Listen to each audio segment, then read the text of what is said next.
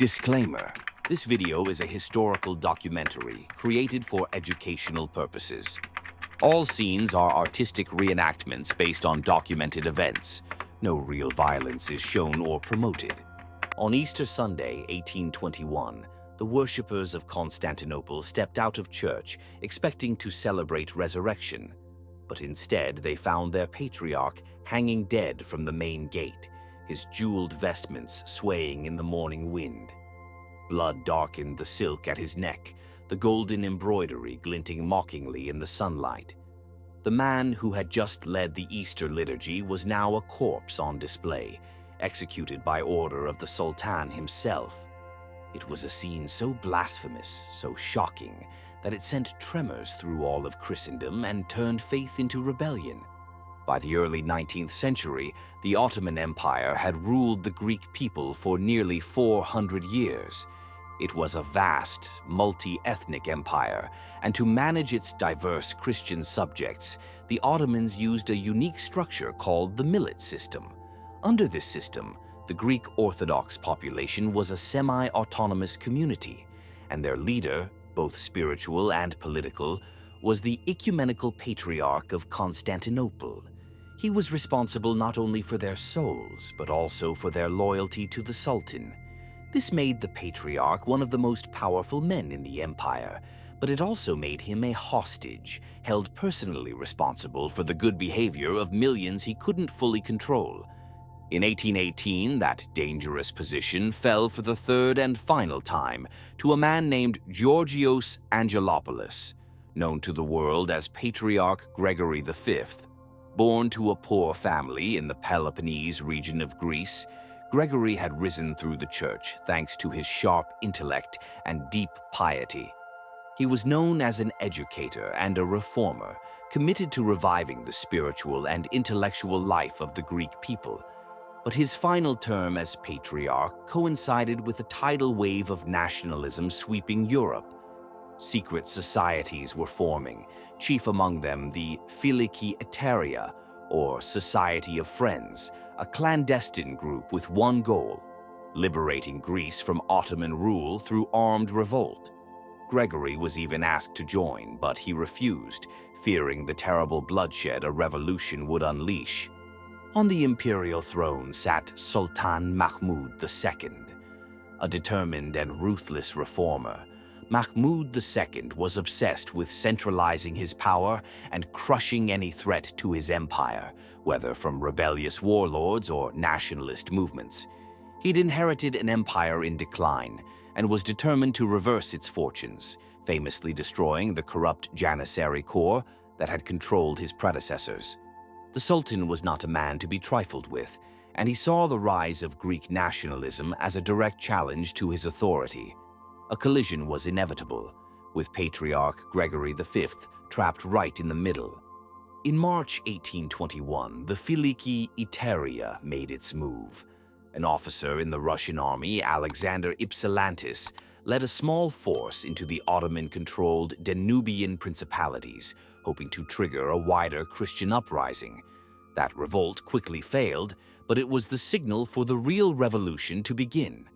In the Peloponnese, Gregory's own homeland, the Greek War of Independence erupted with ferocious intensity. For Sultan Mahmud II, this was the ultimate betrayal. Furious at the news of rebel advances, he demanded that the Patriarch prove his loyalty. Gregory was in an impossible position. As the head of the Greek millet, he was held directly responsible for the rebellion. To save the Greek populations in Constantinople and other cities from a general massacre, he felt he had no choice. Under immense pressure, Gregory and his Holy Synod issued a formal anathema, an excommunication, against the revolution's leaders. In churches, he condemned those who took up arms against their rulers. But this did nothing to calm the Sultan. The rebellion in Greece was growing, and Mahmud II saw the Patriarch's condemnation as weak and meaningless. He believed Gregory was either secretly helping the uprising or was simply incapable of controlling his people. As Holy Week began, the mood in Constantinople turned dark. prominent Greeks were arrested and executed, the Sultan reportedly demanded a fatwa, an Islamic legal ruling, to authorize a massacre of the city's Greek population.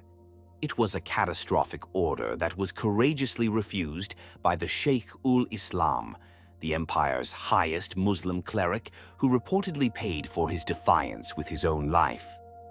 Despite the grave danger, Gregory refused to flee. When friends urged him to escape, he reportedly said, "I have a premonition that the fish of the Bosphorus will eat my body, but I will die calmly for the sake of saving my nation." He knew his martyrdom was likely and chose to face it. As Easter Sunday dawned on April 10th, April 22nd in the Gregorian calendar, the Patriarch prepared to celebrate the most sacred service of the Orthodox year, not knowing it would be his last. As Patriarch Gregory V celebrated the Easter liturgy in the Cathedral of St. George, Ottoman soldiers burst into the church. The Sultan's order was read aloud, declaring Gregory unworthy of the patriarchal throne, ungrateful to the high gate, and unfaithful. He was accused of treason, a charge for which there would be no trial and no appeal.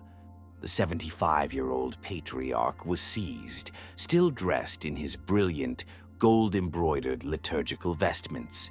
He wasn't taken to a prison. Instead, he was dragged directly to the main gate of the Patriarchate compound, the central gate known as St. Peter's Gate. As his replacement was being chosen inside the church, a noose was thrown around Gregory's neck. He was hanged publicly, his holy robes a horrifying contrast to the brutal death. An execution order was pinned to his chest for all to see. By the Sultan's decree, his body was left hanging for 3 days as a gruesome spectacle. It was a calculated act of humiliation, designed not just to kill a man, but to desecrate a symbol and terrorize a people. After 3 days, his body was cut down. In a final act of desecration, Ottoman authorities ordered a small group of local Jewish men to drag the body through the streets and throw it into the Bosphorus Strait. The act was meant to be his final humiliation, but fate had other plans.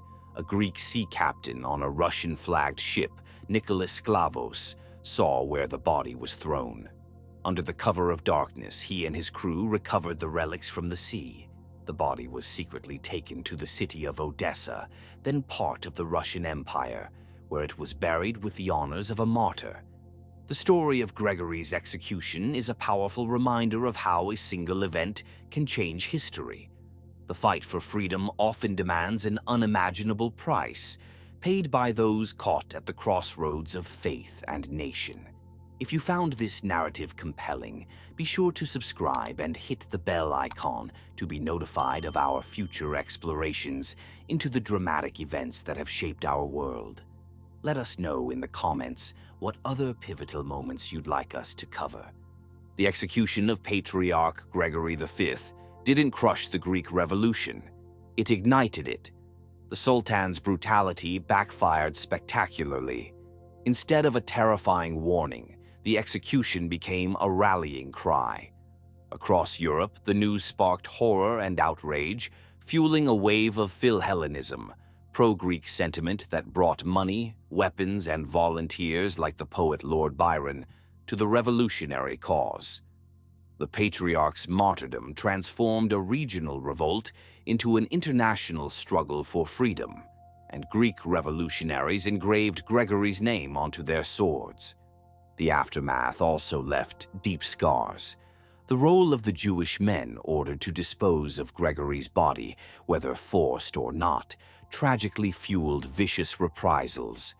Believing they were willing collaborators, Greek rebels attacked Jewish communities in southern Greece. The news also contributed to one of the first pogroms in the Russian Empire in Odessa. It was a tragic spiral of violence born from the tensions of a collapsing imperial order. Today, the legacy of Patriarch Gregory V is etched in stone and memory. He is venerated as a hieromartyr by the Orthodox Church, and his feast day is April 10th. His relics now rest in the Metropolitan Cathedral of Athens, and at the Patriarchate in Istanbul, the main gate from which he was hanged has remained welded shut ever since 1821. For over 200 years, it has stood as a silent, powerful monument to the patriarch who was hanged in his holy robes and whose death gave life to a nation.